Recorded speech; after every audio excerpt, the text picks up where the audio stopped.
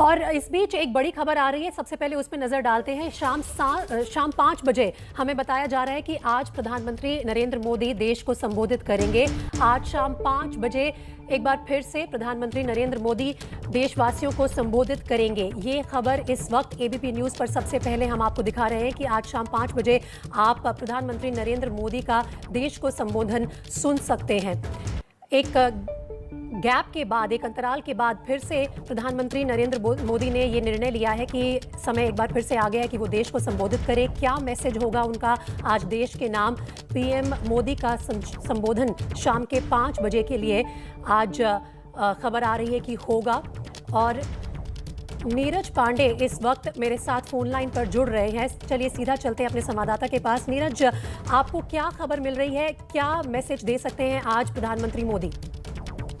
देखिए, प्रधानमंत्री नरेंद्र मोदी आज शाम को 5 बजे देश को संबोधित करेंगे। मेरी जो जानकारी आ रही है वो कोरोना से संबंधित ही मामले में देश के लोगों से बात करेंगे, उनसे संवाद करेंगे और कोई बड़ी घोषणा भी कर सकते हैं। शायद कई महीनों से जो चल रहा है कोरोना के दौरान देश भर में तमाम परेशानियां हैं, तो देश के उन गरीब तबकों को जहां पर लोगों को मदद पहुंचनी चाहिए उनके लिए कुछ राहत पैकेज की घोषणा कर सकते हैं।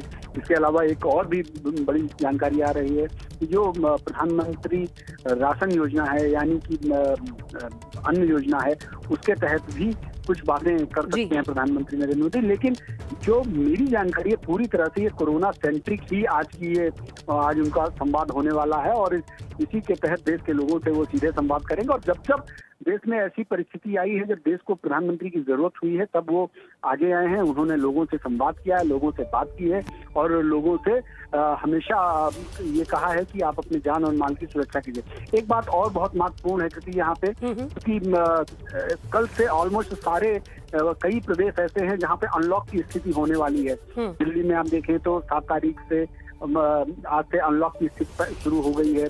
दूसरे राज्यों में भी लॉकडाउन धीरे धीरे खुल रहा है। अब जो स्थिति है वो सामान्य की तरफ बढ़ रहा है।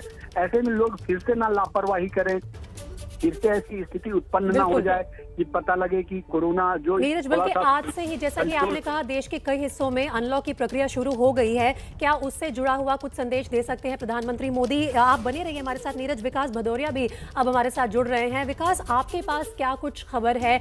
क्या मैसेज हो सकता है प्रधानमंत्री मोदी का? आज एक बार फिर से शाम 5 बजे वो देश को संबोधित करेंगे। या बिल्कुल, देखिए, प्रधानमंत्री नरेंद्र मोदी की अनलॉक की प्रक्रिया शुरू हुई देश में, उसके बाद लोग कहीं लापरवाह ना हो जाएं। तो ये बेहद जरूरी है ये बताना कि ये अनलॉक की प्रक्रिया उन लोगों के लिए शुरू हुई है जो घरों में कैद थे। बीमारी के लिए अनलॉक नहीं शुरू हुआ है। बीमारी को लॉक रखने के लिए मुंह पर मास्क का इस्तेमाल, सामाजिक दूरी का ख्याल और हाथ धोते रहना, ये कोरोना प्रोटोकॉल है उसका पालन करना बहुत जरूरी है। इस अनलॉक का फायदा उठा के लोग बेवजह सार्वजनिक जगहों पर ना घूमें, बेवजह एक दूसरे से ना मिलें, पार्टियां ना करने लगें, शादी ब्याह में ज्यादा भीड़ न जुटने लगे, तीज त्योहार के मौके पर लोग ज्यादा बाजारों में ना निकलने लगे।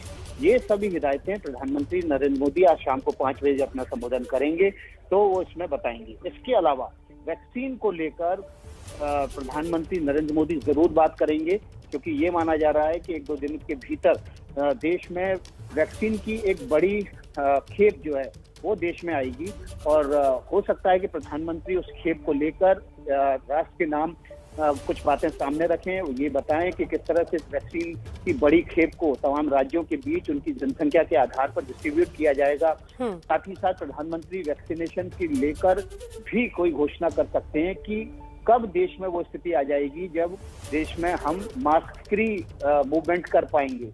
क्या स्थिति वो जब 50% के आसपास वैक्सीनेशन देश हो जाएगा तो ये स्थिति आएगी। तो वैक्सीनेशन पर प्रधानमंत्री एक जरूर बात करेंगे कि किस तरह से इसकी रफ्तार तेज करने जा रहे हैं। और एक बड़ी खेप जो है वो न केवल विदेशों से बल्कि जो वैक्सीन की देसी कंपनियां हैं उनके प्रोडक्ट जब बाजार में माफ कीजिएगा जब सरकार को मिल जाएंगे तो किस तरह से वो लोगों को उपलब्ध होंगे और वैक्सीनेशन की प्रक्रिया कैसे तेज होने वाली है। ये बहुत महत्वपूर्ण रहेगा क्योंकि आज भी दिल्ली के मुख्यमंत्री अरविंद केजरीवाल ने एक बार फिर से केंद्र से डिमांड की है कि उन्हें पूरी तादाद में वैक्सीन दी जाए। तो वो 4 हफ्ते के अंदर 45 की उम्र तक के लोगों को वैक्सीनेट कर सकते हैं राजधानी दिल्ली में। हालांकि सीधा उससे कोई ज़रूरी नहीं है संबंध हो प्राइम मिनिस्टर मोदी के संशोधन का जो वो आज शाम को संबोधन का जो आज शाम को वो देश के नाम करेंगे। लेकिन नीरज, एक बार फिर से आपके पास लौटती हूँ। अब से लगभग 6 मिनट मिनट पहले पीएम मोदी ने पीएमओ इंडिया के ट्विटर हैंडल से ट्वीट किया कि आज शाम 5 बजे देश के नाम संदेश आएगा। जैसा कि विकास कह रहे थे कि वैक्सीनेशन के मामले में पिछली बार ऑपोजिशन ने टारगेट किया था पीएम मोदी को कि सही हमें जानकारी नहीं मिल पा रही है कि भारत सरकार की पॉलिसी क्या है। हो सकता है उस पर आज खुलकर बात करें पीएम मोदी। भारत सरकार की पॉलिसी तो बिल्कुल साफ है। प्रधानमंत्री नरेंद्र मोदी ने और केंद्र सरकार ने वैक्सीनेशन की पॉलिसी को बिल्कुल साफ रखा है। जिस स्टेट को जैसे जरूरत पड़ेगी उस अनुपात में वैक्सीन एलोकेट की जा रही है। एक तो ये कि उनकी पॉलिसी बिल्कुल स्पष्ट है। हाँ, ये जरूर है कि वैक्सीनेशन को लेकर अभी भी बहुत सारे लोगों में संदेह की स्थिति है। ऐसे में प्रधानमंत्री नरेंद्र मोदी निश्चित रूप में वैक्सीनेशन को लेकर लोगों से अपील कर सकते हैं कि आप ज्यादा से ज्यादा वैक्सीनेशन कराएं, और राज्य सरकारों से भी अपील कर सकते हैं कि राज्य सरकारें भी अपने स्तर पर वैक्सीनेशन में और ज्यादा इंटरेस्ट शो करें। लेकिन जो सबसे महत्वपूर्ण बात है वो यही है कि जो मैंने पहले कहा कि अनलॉक की प्रक्रिया शुरू हो चुकी। कई ऐसे राज्य हैं जहाँ पे आज से अनलॉक की कोशिश शुरू है। ऐसे में जो भीड़ इकट्ठा फिर से मार्केट में ना आ जाए, सड़क पर ना आ जाए, गैदरिंग ना इकट्ठा हो जाए और लोग कहीं फिर से ना अनलॉक को ये समझ लें कि अब कोरोना चला गया। तो अनलॉक की प्रक्रिया हो रही है लेकिन कोरोना कहीं गया नहीं। कोरोना अभी भी उसी तरह है, लोगों में अभी भी स्प्रेड कर सकता है। इसलिए प्रधानमंत्री नरेंद्र मोदी देश के लोगों से संवाद करना चाहते हैं, बात करना चाहते हैं और उनको ये बताना चाहते हैं कि आप लोग लापरवाही ना करें ताकि हम इस कोरोना की लड़ाई में बड़ी मजबूती के साथ लड़ाई लड़ सकें। कोरोना महामारी के पूरे दौर के इस पूरे दौर में 2020 से जो शुरू हुआ था, पीएम मोदी ने लगातार देश के साथ संपर्क बनाए रखा है।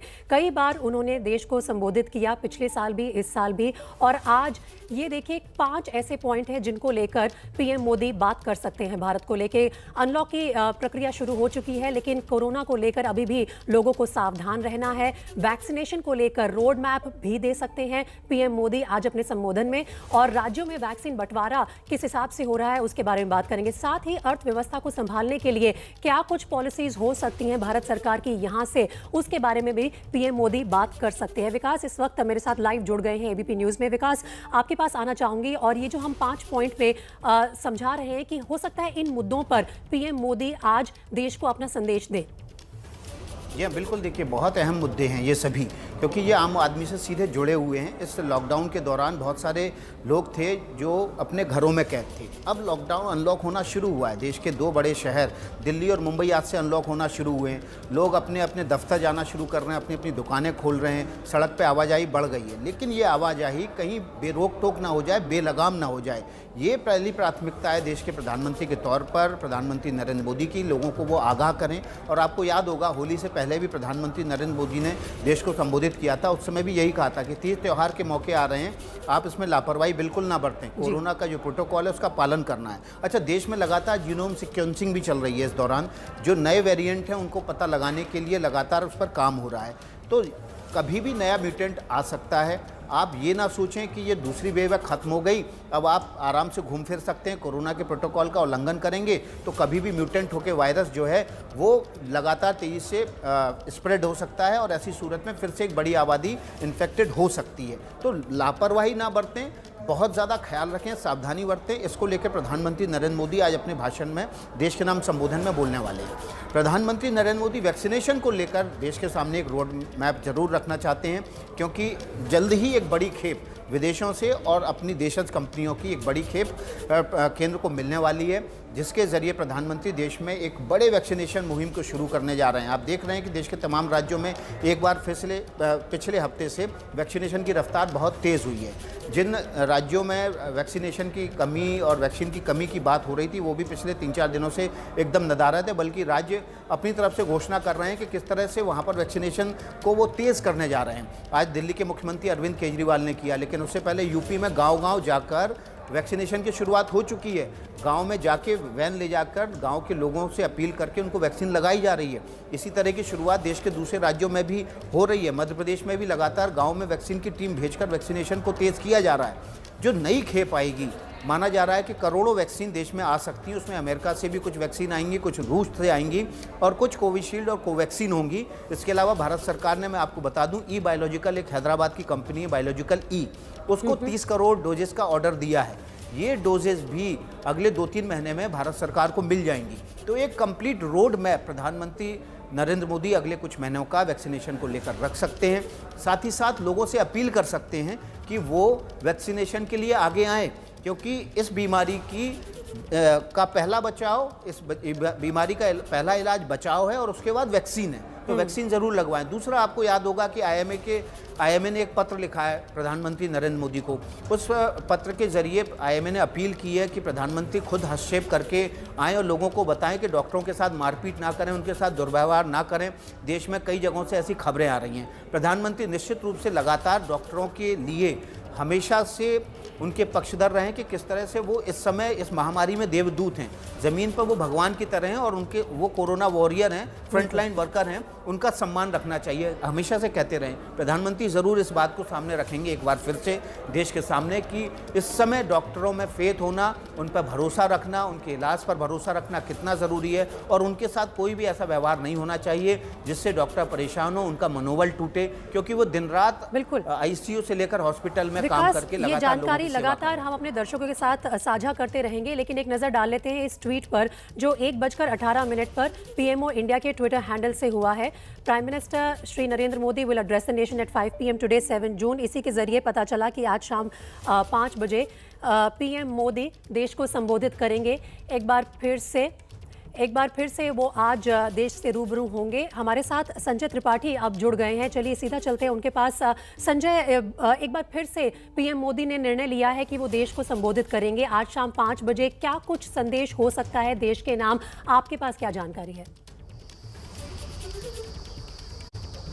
देखिए प्रीति, निश्चित रूप से प्रधानमंत्री कोरोना संक्रमण से जुड़ी हुई बातों पर चर्चा करेंगे और जैसे उत्तर प्रदेश की जो स्थिति है वो मैं आपको बताना चाहूँगा कि यहाँ 75 जिलों में से सिर्फ 3 जिले ऐसे हैं जहाँ पर अभी आंशिक कोरोना कर्फ्यू लागू किया गया। बाकी सारे जिलों में 600 से कम केसेस आ चुके हैं। तो ऐसे में अब प्रधानमंत्री का जोर रहेगा कि जिन राज्यों में कोरोना का संक्रमण अभी बरकरार है, जिनमें महाराष्ट्र, तमिलनाडु इस तरह के राज्य हैं, उनमें कैसे स्थितियों को नियंत्रित किया जाए और साथ ही साथ स्ट्रेन 3 जो आने वाला खतरा है, जिसके बारे में अंदेशा जताया जा रहा है कि 2 महीने बाद उससे जुड़े हुए केसेस देश भर में आ सकते हैं सामने, तो उनको लेकर के किस तरह से स्थितियां माकूल रखी जाएं, कैसे लोग सावधानियां बरतें, क्या इंतज़ाम किए जाएं, इन पर चर्चा हो सकती है। और अगर इस चर्चा में कहीं उत्तर प्रदेश का जिक्र होता है तो कहीं ना कहीं तारीफ करने वाली बात है कि उत्तर प्रदेश में मुख्यमंत्री योगी आदित्यनाथ के जिस तरह से कोरोना संक्रमण पर नियंत्रित किया है, जिसे लगातार उनके दौरे होते रहे, लगातार वो चीज़ों को हैंडल करते रहे, अपनी टीम 9 की बैठक में एक एक विषय पर चर्चा करते रहे। तो प्रधानमंत्री की अगर बात की जाए तो कोरोना संक्रमण को लेकर के विषय बहुत महत्वपूर्ण हो सकता है जिन पर वो चर्चा करेंगे और आने वाले समय में किस तरह की तैयारियां की जानी चाहिए उस पर जोर रहेगा प्रधानमंत्री का। वैक्सीनेशन एक बड़ा विषय है। वैक्सीनेशन देश भर में तेज़ी से किया जा रहा है। उत्तर प्रदेश में भी बहुत सारी बूथ बना करके वैक्सीनेशन का काम किया जा रहा है। तो और तेज़ी कैसे लाई जाए, क्योंकि समय कम है। कोरोना का जो तीसरा स्ट्रेन है उसके बारे में आशंकाएं जताई जा रही हैं। लगातार बातें कही जा रही हैं कि बहुत जल्द भारत में भी ऐसे केसेस आ सकते हैं। तो उसके लिए तैयारी बिल्कुल मुफीद होनी चाहिए, मुस्तैद होना चाहिए हर जगह प्रशासनिक अमला। तो उसके विषय में भी प्रधानमंत्री निश्चित रूप से चर्चा करेंगे कि वैक्सीनेशन का कार्यक्रम बहुत तेज़ी से बढ़ाया जाए। जी प्रीति। जी विकास, एक बार फिर से लौटती हूँ आपके पास। संजय, आप बने रहिए हमारे साथ। अब से 2 घंटे पहले राहुल गांधी ने भी ट्वीट किया था और उन्होंने एक बार फिर से केंद्र सरकार पर हमला बोलते हुए कहा था कि कई राज्यों में अनलॉक की प्रक्रिया भले ही शुरू हो रही है, पेट्रोल पंप पर बिल देते समय आपको मोदी सरकार द्वारा किया गया महंगाई में विकास दिखेगा। टैक्स वसूली महामारी की लहरें लगातार आती जा रही हैं। क्या ये सभी मुद्दे भी हो सकते हैं जो पीएम मोदी आज अपने संबोधन में सामने लाएं? क्योंकि विपक्ष का काम है सरकार की कमियां गिनवाना। राहुल गांधी लगातार केंद्र को टारगेट करते रहे हैं, लेकिन जनता भी जवाब मांगती है और पीएम मोदी से बेहतर और कोई हो नहीं सकता जनता को जवाब देने के लिए केंद्र की तरफ से। ये देखिए, राहुल गांधी ने और प्रियंका गांधी ने जो मुद्दे उठाए उसका जवाब बीजेपी की प्रेस कॉन्फ्रेंस में डॉक्टर संबित पात्रा देंगे। लेकिन ये राष्ट्र के नाम संबोधन है। इसमें प्रधानमंत्री राष्ट्र को संबोधित करेंगे, सरकार क्या करने जा रही है, क्या उसका भविष्य का रोड मैप है और क्या उसने किया है। और साथ ही साथ प्रधानमंत्री की जो अपील है उसका जो असर होता है वो इस बात को बेहतर तरीके से समझते हैं कि कैसे लोगों को समय रहते सावधान करना है। तो निश्चित रूप से प्रधानमंत्री आज केवल कोविड और महामारी, उससे जुड़े बचाव और उससे जुड़ी भविष्य के रोड मैप की योजना को रखने के लिए आज देश के सामने आ रहे हैं। प्रधानमंत्री यहाँ बहुत ज़्यादा सावधानी बरतने के लिए लोगों से अपील करेंगे, कोरोना के बचाव के लिए कोरोना प्रोटोकॉल के पालन की बार बार बात करेंगे, क्योंकि पिछली जो लहर थी आपने देखा कि उसमें देश में हज़ारों लोग इस लहर की वजह से मौत का शिकार हुए, हज़ारों परिवार उन्होंने अपनों को खोया है, हज़ारों परिवार में आज भी लोग जो है वो इस बीमारी से पीड़ित हैं, या तो होम आइसोलेशन में या अस्पताल में अपना इलाज करवा रहे हैं। प्रधानमंत्री की पहली कोशिश है कि अब इस अनलॉक की प्रक्रिया से कहीं लोग लापरवाह होकर फिर से कोविड प्रोटोकॉल ना भूल बैठें, तो उनको समय रहते सावधान किया जाए। इसके अलावा वैक्सीनेशन को लेकर एक ताज़ा खबर ये भी हो सकती है, कोविड की नई वैक्सीन को लेकर कुछ विदेशी कंपनियां भी भारत सरकार से लगातार संपर्क में हैं। उसमें कुछ अमेरिकन कंपनियां भी हैं। तो हो सकता है कि कुछ अमेरिकी कंपनियां भी भारत सरकार के साथ किसी मुद्दे पर सहमत हो गई हों। फाइजर और मॉडर्ना से लगातार बातचीत चल रही थी। फाइजर अपनी वैक्सीन के लिए कुछ रियायतें मांग रहा था, भारत सरकार उस पर अड़ी हुई थी कि वो रियायतें नहीं देंगे, और वो रियायत ये मांग रहा था कि हमें किसी भी तरह के हर्जाने देने से छूट दी जाए, लेकिन भारत सरकार ने साफ मना कर दिया था। इसके अलावा एक अहमदाबाद की कंपनी है, उसकी कोविड वैक्सीन भी एकदम आखिरी चरण में थी, ह्यूमन ट्रायल उसके पूरे हो चुके थे 3rd फेज़ के।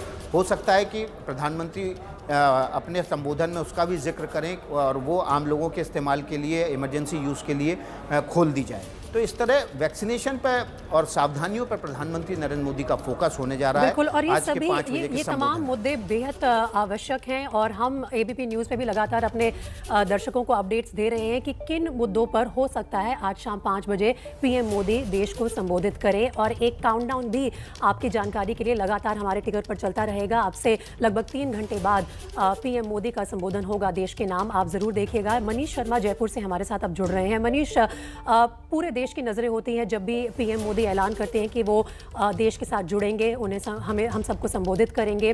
क्या कुछ उम्मीद है लोगों की, जनता की, कि पीएम मोदी से किस तरह के आज संबोधन की उम्मीद की जा रही है? किस तरह की वो राह दिखाएं? भारत किस ओर बढ़ रहा है, खास तौर पर कोरोना महामारी को हैंडल करने के नज़रिए से अगर देखा जाए तो अभी देश दूसरी वेव से बस रिकवरी कर रहा है, उभर ही रहा है।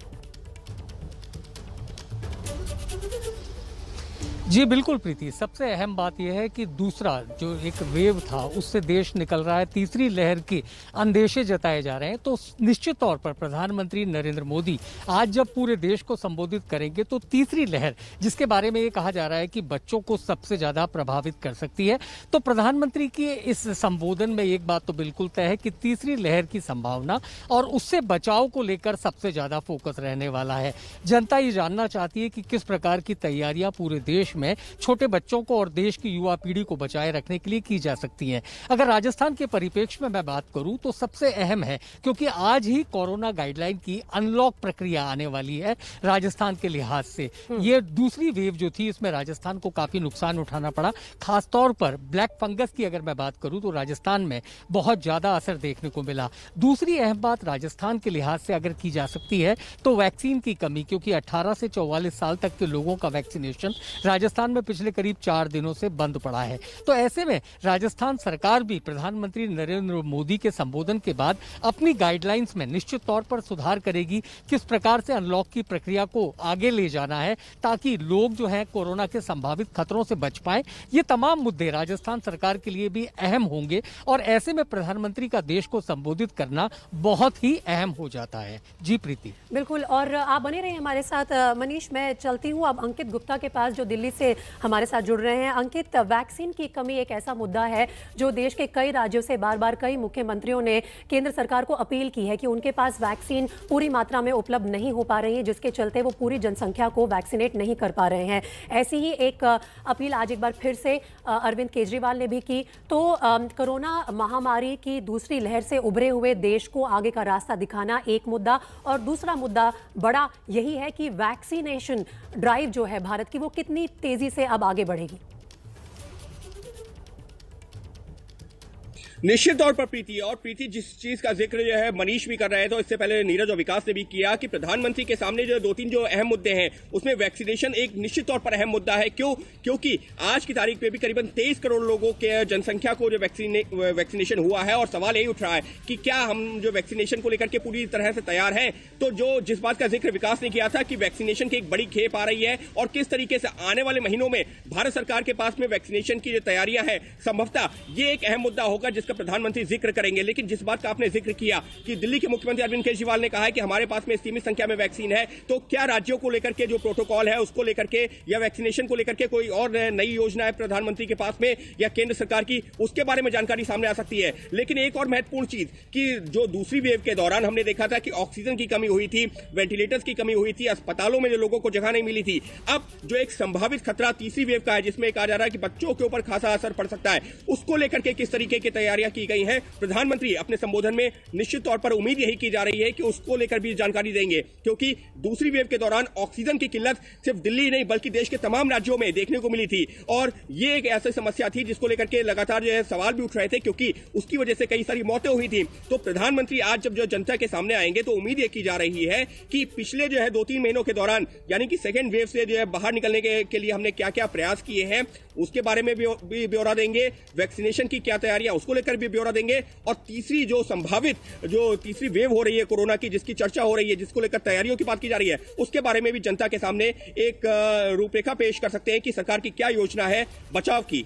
जी सभी संवाददाता से मेरी रिक्वेस्ट है कि आप सब बने रहिए हमारे साथ। आज शाम 5 बजे पीएम मोदी देश को संबोधित करेंगे। अब से कुछ देर पहले पीएमओ के ऑफिशियल हैंडल से ये ट्वीट हुआ कि प्राइम मिनिस्टर मोदी आज शाम 5 बजे 7 जून को देश को संबोधित करेंगे। लगातार हम एबीपी न्यूज़ पर आपको अपडेट्स दे रहे हैं कि क्या संबोधन हो सकता है पीएम मोदी का, क्या कुछ हो सकता है आज के उनके संदेश में। 5 अहम मुद्दे हैं जिन पर हो सकता है पीएम मोदी आज देश को संबोधित करें। सबसे बड़ा मुद्दा है कोरोना की दूसरी लहर से उभरा है देश, लेकिन आज भले ही अनलॉक की प्रक्रिया शुरू हो गई हो देश के कई बड़े हिस्सों में, फिर भी लोगों को पूरी एहतियात बरतनी होगी। कहीं पर भी कोताही नहीं हो सकती। तीसरी लहर से हमें बचना चाहिए। किस मुद्दे पर बोल सकते हैं? अनलॉक 2.0 को लेकर बोल सकते हैं पीएम मोदी। दूसरा संदेश हो सकता है उनका हो कोरोना को लेकर लोगों को सावधानी अभी और कितनी बरतनी है। वैक्सीनेशन को लेकर रोड मैप भी दे सकते हैं पीएम मोदी। साथ ही राज्यों में वैक्सीन बंटवारे पर भी बात रख सकते हैं केंद्र की तरफ से। अर्थव्यवस्था को संभालने के लिए राहत पैकेज का ऐलान होगा या नहीं होगा, ये भी एक बड़ा मुद्दा है। विकास, आपके पास क्या इससे जुड़ी कोई जानकारी है? क्योंकि लगातार विपक्ष यही हमला बोल रहा है केंद्र सरकार पर कि देश की जो अर्थव्यवस्था है वो बिल्कुल बिखर गई है कोरोना की इन 2 लहरों के बीच।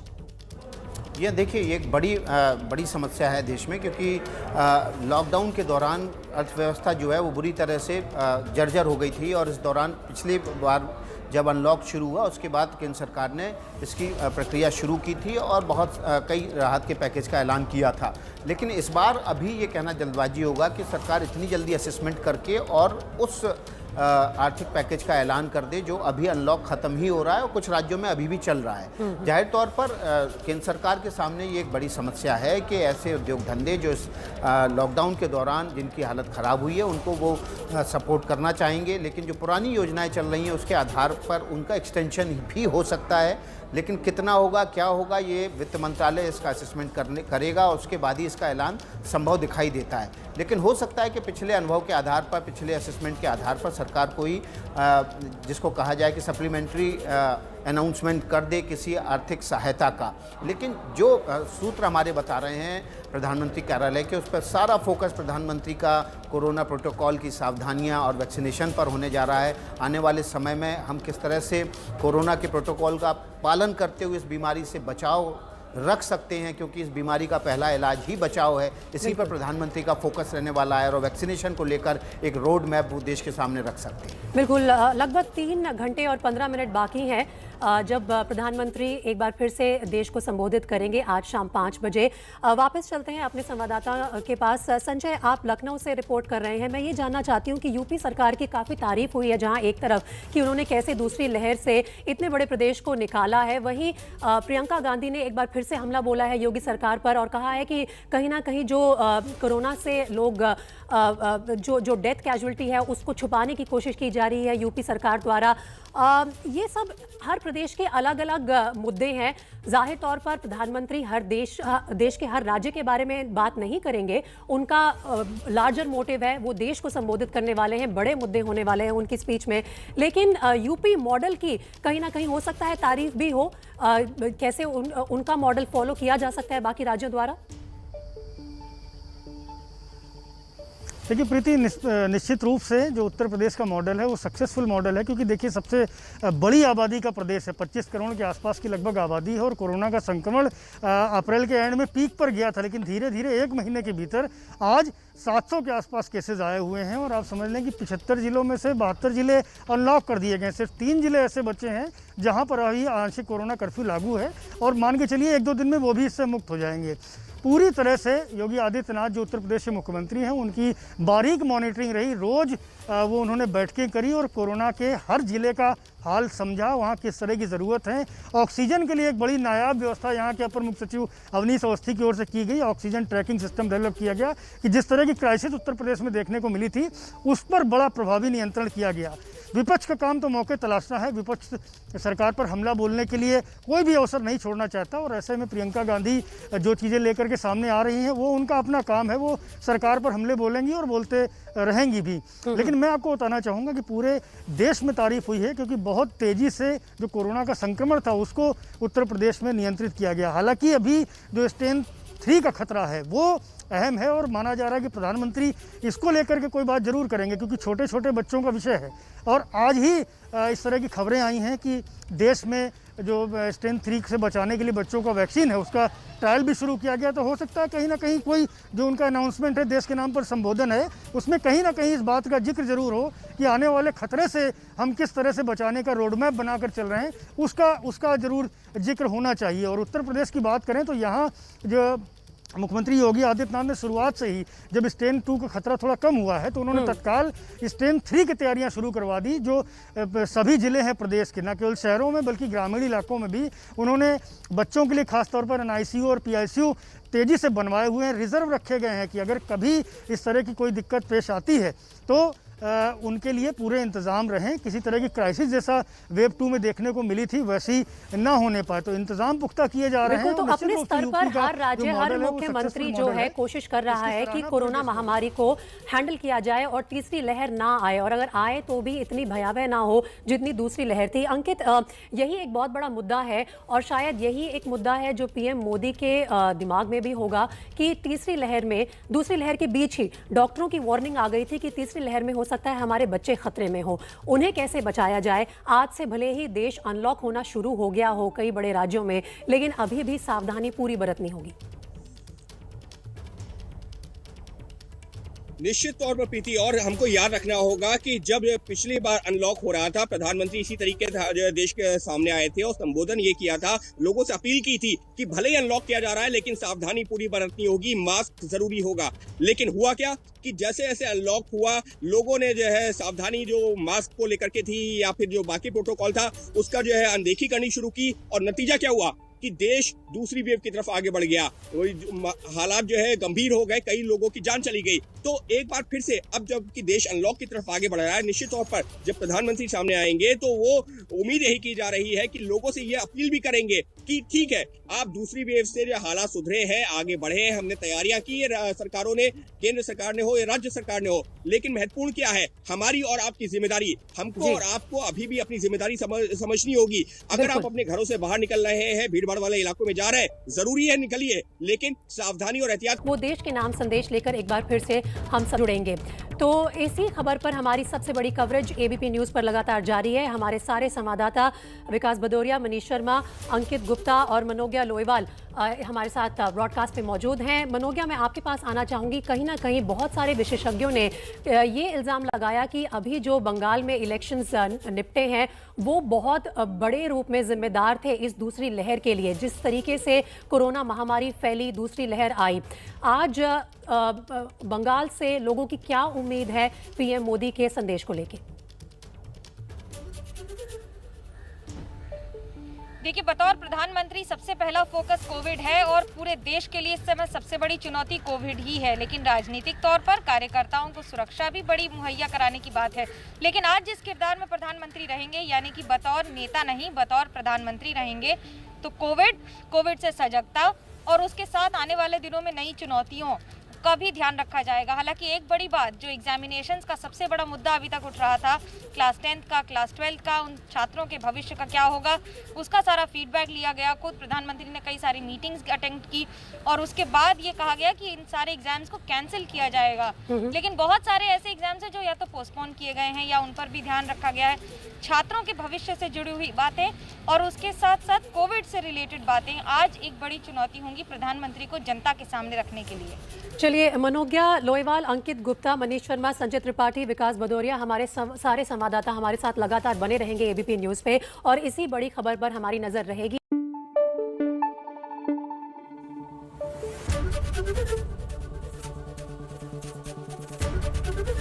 एबीपी न्यूज आपको रखे आगे।